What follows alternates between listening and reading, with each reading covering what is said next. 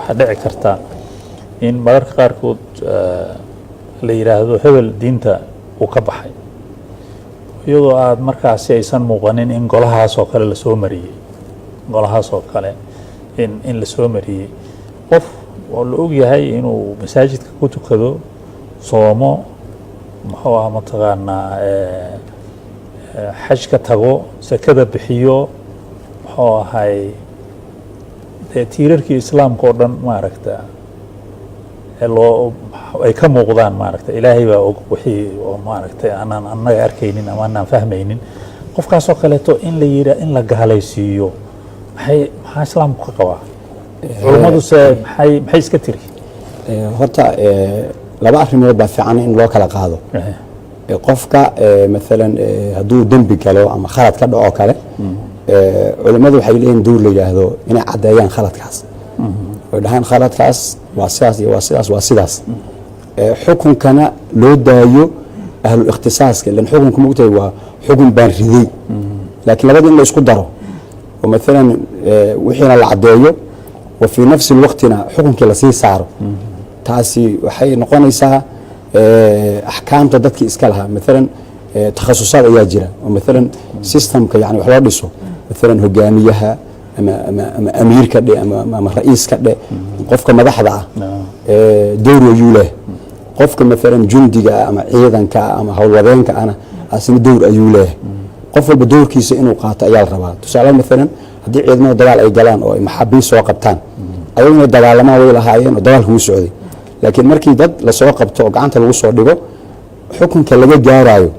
askartan soo qabatay iskama leh waa inay u daayaan qofka mas-uulka ah qofkaas mas-uulka wuxuu fiirinayaa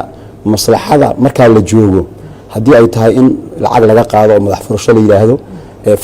ama in laiska sii daayo fa imaa manan bacdu imaa fidaa'an askarigii qabtay anaaba qabtaye waana qabtay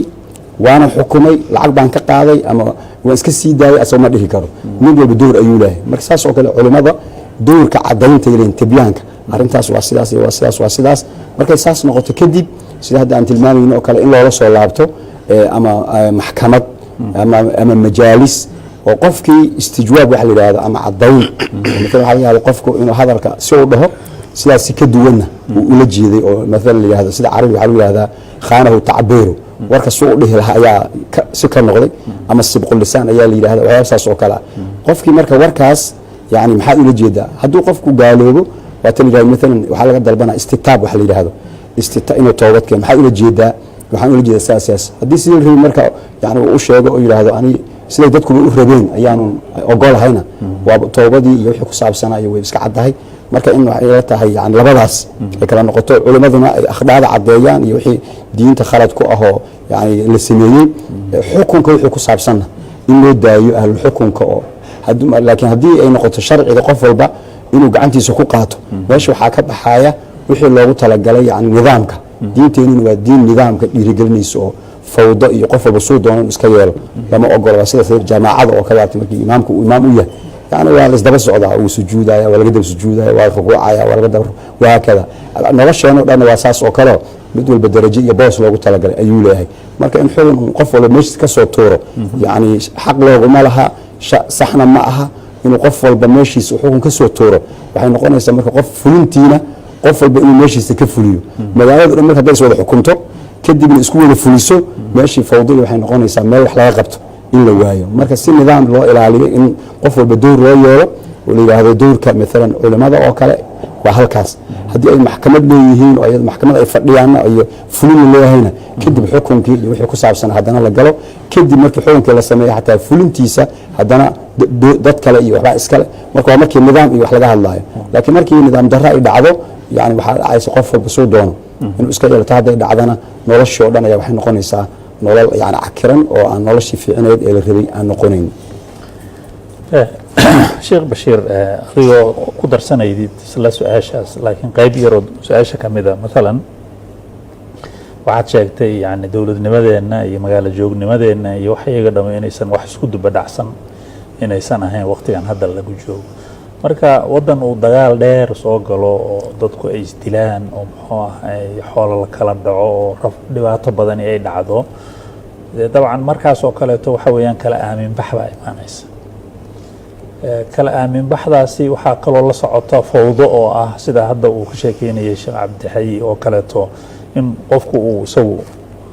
wax uu maaragtay dad badan ka dhaxeeya inuusan samaynin. intee in la eg baa maalan culummada qaarkeed sidaasi sameeyaan intaad og tahay? ma aha yacni annagu hadda culummada inaanu eed gaara saarayno, laakiin xaaladda ay ku nool yihiin oo ah fawdo muddo dheer lagu soo jiro 30 sano qofka bani aadamka cimrigiisa waa wax badan waaye. marka fudayd badan iyo muxuu ahay mataqaanaa isla sugid iyo hawshan waa lagula leeyahay iyo waxaasoo dhan ayaa meesha ka baxayda. marka culummadiio ixtiraam loo hayo haddana qaar inay maalin walbaba xoogaa fududaadaan sow dhibaato ma noqon karto. runtii waa su-aal fiican. horta midda hore ku saabsanayd sida sheekhu u sheega weeyaan, waxaa muhiim horta inaan kala fahmno fatwo baa jirta iyo qadaa baa jira. marka fatwada waxaa weeyaan waa ra'yi sheekh weeye. marka ra'yigaa sheikhu ra'yi mulzim ah oo saas loo qaadanayo macnaheedu maaha. laakiin qadahu asaga waxaa weeyaan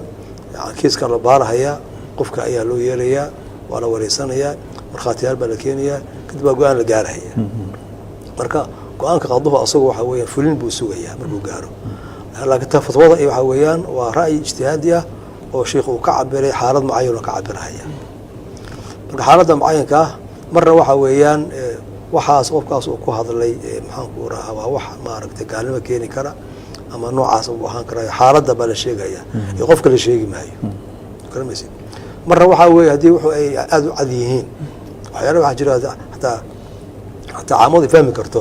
qofka ku hadlaya inuu maxaanku uu gaaloobo baa iska jira. karamaysid iska macruuf. marka laakiin mar kasta waxaa weeyaan qofkan waxaa lagu sheegahayo in lagu fuliyo hay-ad iyo jihaaz iyo maamul lagu talagalay oo awooddii leh oo la og yahay oo awoodda la siiye ay tahay awood ku saacidaysa in waxaan ka sal gaaro ma ogta oo qof fadhiyo oo wixii baari karo oo waqti qabsan karo oo dadka u baahan u yeeran karo oo dhammaan fasilitiska haysta baa lagu talagalay. marka midkaa markii la helo ayaa waxaan run noqonayaan ama kama dambays ay noqon karaan. inta ka horeysa waxaa weeyaan waa ra'yi caalim soo jeediyey.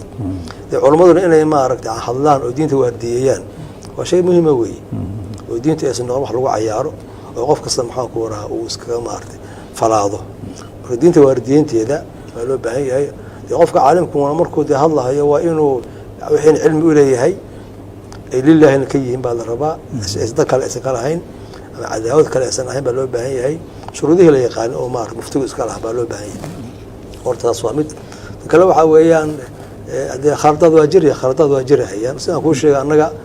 markaa miyiga joognay oo nolosheen miyiga u badnayd oo odayaashu iyo culammadu ay maaragtay meesha dowlad ka ahaayeen markaas xoogaa waa la asturnaa. maxaa yeelay dhibaatada imaanaysa markay kala baxeen culimmadii iyo odayaashii miya marka maaragtay macnaha waxa la xalinayo horta waa yaraayeenba. waxa dhacayo halka u baahan baa iska cadidnaa. garamaysid laakiin markii magaalo la yimid waxaa weeye magaaladu hadda system bay u baahan tahay. waxa dhacaya oo tiro badnaanayaan intaasoo maaragtay shay cusub aan la aqoon jirin baa imaanaysaa. marka taasna waxay u baahnayd in si degdega weel loogu samaystay u baahnayd. anigu ma aanu samaysan siiba xagga diinka aadaan ugu dambayna. systemka diin systematic ah oo la habeeyey ma aha. diinku martibu ka ahaa soomaaliya dowladdeeda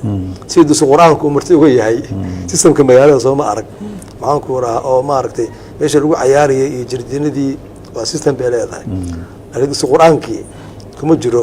khariidada iyo maxaanku rahaa iyo banaanka magaalada. saas kale bay diintu la oran karaa bay marti uga ahayd systemkeena. seelata aniga ilaa dawli kama aysan bixin. arrin muhiim ah taabatay. marka runtii marka dhamaystiro marka waxaa weeye in diinku marka uusan marti ka noqonin baa loo baahnaa. laakiin haddii magaalada la yimid oo ballaaran ee systematicna aysan ahayn hadda xogaagaas iska baxsadka ah ama maaragtay qofka xogaa iskala orda iska imaanaysa. maxaa yeele wixii baa isku aadeen baahidii iyo weyn oo kaa hor muuqata